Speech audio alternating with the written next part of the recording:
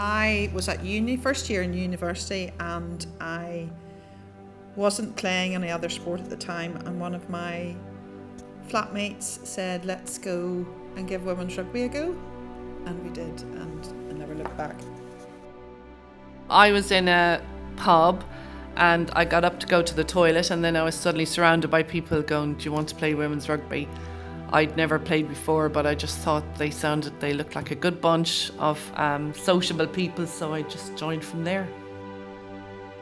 I was out in the college bar one night, and I heard there was a women's rugby team coming from Warwick to play us the next morning, but we didn't have a team, so I was asked would I play the match the next morning.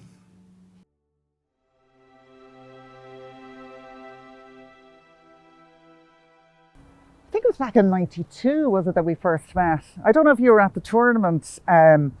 We organised a tournament in University of Ulster called Raeburn, and so Blackrock and Cook Rugby Club came along to it, and I know we were discussing then about trying to, get some sort of a formal arrangement with to get more rugby teams on board so we could have a league and that. But the Irish team, I know that was driven by the exiles, wasn't it, Jill? There was a momentum really that we should have an Irish side. England, Wales and Scotland had already an established side, and then having talked to the girls in Blackrock and yourself and a number of others, there was a real momentum and enthusiasm for getting it started. So we got together and organised the committee and formed a union, and then the league, so that we could have that first game in '93, which meant then we could play in the World Cup in the following year. When we were playing for divisional sides in England, like you were playing for the North, I was playing for Midlands, a lot of the girls were playing for London and the South East, and do you remember you had to sign a disclaimer to say you wanted to play for England, or you were eligible to be picked for England or something? And then when you start to get this tap on the shoulder going, do you want to come to England trials, you're going, I don't want to play for England. I would have been disowned if I'd put on an English shirt, I think. It would have been, that's what the driving force was, to find out if there was an Irish team and to set one up, because if all the other unions had one, why didn't we? You were talking about, let's get an international team set up.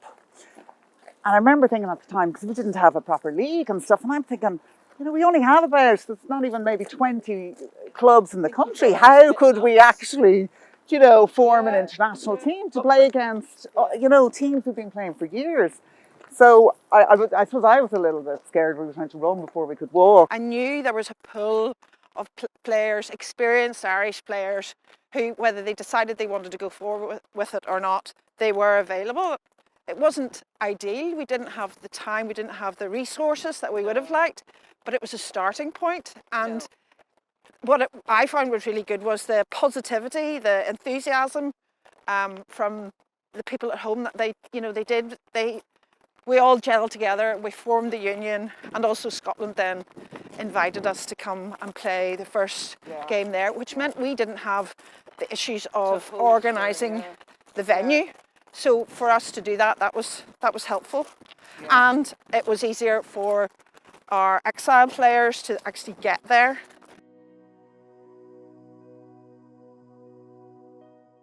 Well, it was amazing to first hear that there was going to be an Irish team and Irish trials, because that's what we were hoping that would happen in the UK, because most of our teammates were playing for England, Wales, Scotland, and we just wanted the opportunity. How did you think? Each other. I know. The same team. We were always playing against each other. Whenever I was going around talking to people in England, sort of saying, well, are you eligible? Would you be interested? Yeah, it was easy, wasn't it? Yeah, there was a lot of positivity. I was surprised at actually how many people were driving from one end of the country to the other end of the country in their little beaten up minis and things like that, to be there and arriving with enthusiasm, and everybody gelled. Yeah, we were excited. Brilliant. Very exciting. Because a lot of it was, the exiles were based at my club in the Midlands, Old Lems, because it was central and everybody could get there, and it was a very sociable club as well, and they put an awful lot of people up. I said we had 70 people were nominated to go for the trials. Amazing. in Cook Rugby Club at that time. So it was very exciting. I know I was so positive I undertook to see if we could get sponsorship because the practicality where we had no money. We were going to this international match. We had no kit. We'd nothing, and we only had like about a month or 2 months. We had an idea. We had a plan. We had nothing else. Everyone had to pay for themselves Yeah. get over though. Bed and breakfast. Yeah. Can you actually believe, like really, we played an international match without having a proper training session. Yeah. I can remember being sitting on the stairs in the bed and breakfast night before the night match. before introducing each other. Yeah, because we didn't remember? know each other's No. names. 2 trials, you've got to pay for your accommodation, you've got to pay for your shirt. We just couldn't because we wouldn't have had a team. I suppose the thing was that on the Irish team, 10 of the players were based in the UK and 5 players were based in Ireland. So that made it very difficult to organise any sort of training session. Because there was beforehand. no Ryanair then, was there? So it was all Aer Lingus, so it was quite expensive to come across at the time. There was no mobile phones and there was no email. So God, we sound really old now. I know, it's awful. You kind of forget about these things. No, we had, when I got the call about selection, I'd given him my work phone number and my rugby club phone number. And I was at my rugby club when they rang, and the phone was in the foyer, and I was in the clubhouse, and everybody was waiting at the door, and I'm like, hello? And then when they said I got in, it was like massive cheer, but it was like, there was no privacy, like you had to just stand there, Brilliant. So I'm glad I got in. Yes. It was brilliant to get Alain Roland, who played for Blackrock in Ireland, coaching. You know, he brought a huge amount of experience because none of us had any. Yeah, So and he knew what that sort of level of play, because obviously you play at club and then it's a step up to regional and then it's a step up To further. division and then to international. It was, he was brilliant. And it was great that Blackrock women's team were so integrated with the guys to get him on board. Yeah, wasn't it? I didn't realise that he was 26 at the time because I thought, he's more experienced. He played for Ireland Bees and everything, and he came in with a feeling of authority, and he knew what he was talking about and everything like that. So that was really helpful. Even with the short amount of training that we did have. Yeah. And he was working with what we had already built and sort of adding us together. But we needed a coach. We needed somebody to direct us and take leadership. And a lot of, 3 of the backs actually came from Blackrock. Yeah. So they had obviously been working very close with each other. So which probably helped a lot as well.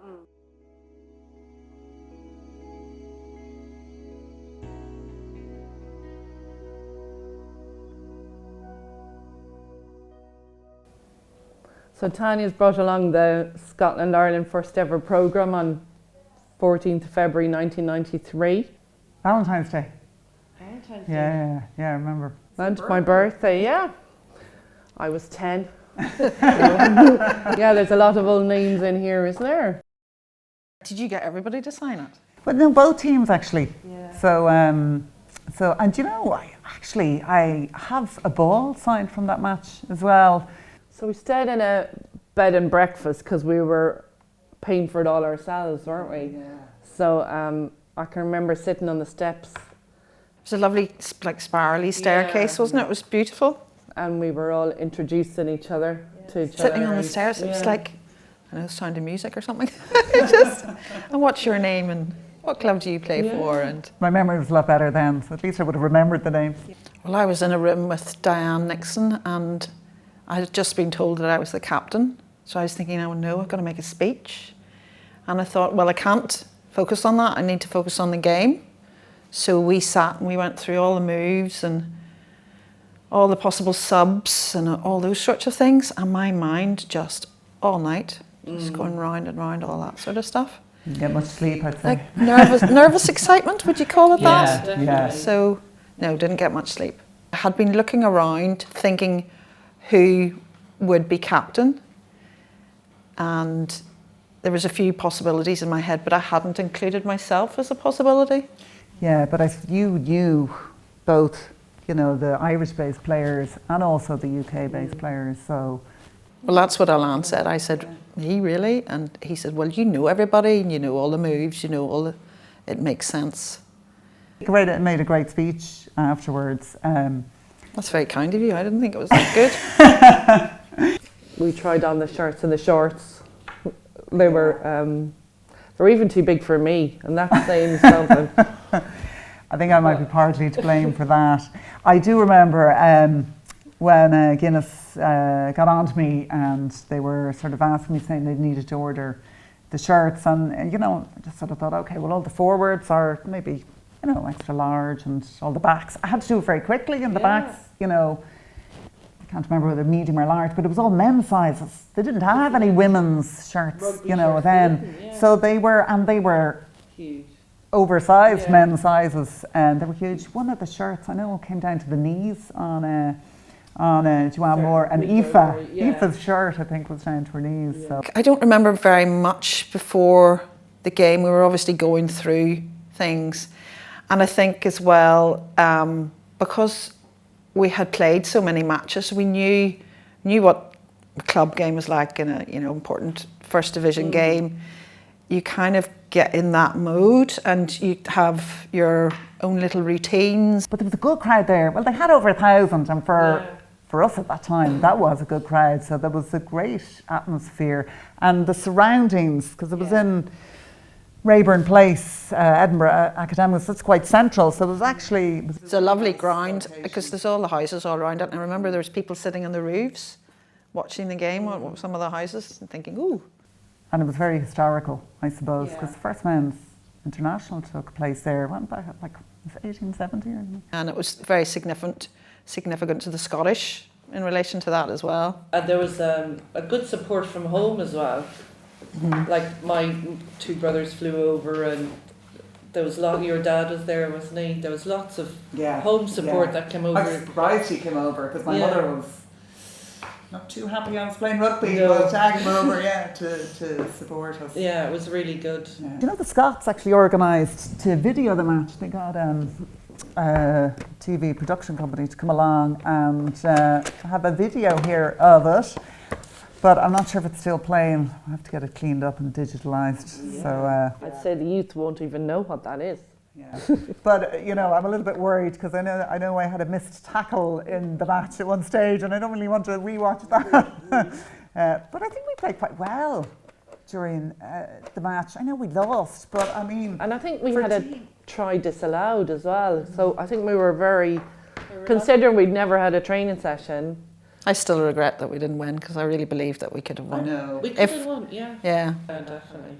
We just didn't have the experience as a team together, and I think we did all right. And it was a start. And as you say, I suppose it was about getting the best players together. There is something that if you're playing in a team with other players who are really good, your level of play, you're spreading that experience, that knowledge.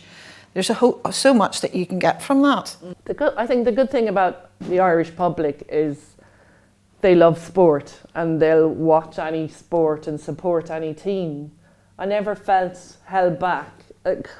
Playing in the UK, it was well-known women's rugby, but there was still those awkward questions going, do you play contact, and does it hurt, and you know, stupid questions. But I thought in Ireland, whenever I was at home, everyone was delighted that it was happening. So when I actually saw you play, and you know, tackling and you know, scrummaging the same as the men, I think there was a lot more respect. Yeah. And we were lucky as well. I must say though, my mother, you know, she just didn't want me getting hurt, so she was a little bit afraid of me playing rugby in case I injured myself. Well, my mum was never really watched it, and she was going, "Which one are you?" And I said, "I'm number 5." And she said, "Why do they have a bandage on their head before they go out?" I was like, "Yeah, ma'am." There was so much to do, because there was, you know, it was the union itself, there was the league, there was the cup, there was trying to get more teams going, trying to support the teams that were going, trying to support the players, trying to set up the exiles, the Ulster, you know. Yeah. So we were very thinly spread, so, you know. Plus there was no email. Was there? Or Right at the start, there was no email. I can't even remember when we started emailing. The dress, we sent letters to everybody, so that's how people were notified of matches and what they needed to bring with them. so do you feel that we had any support from the men's rugby union back when we started? Do you know, I remember when we wanted to set up a league, right?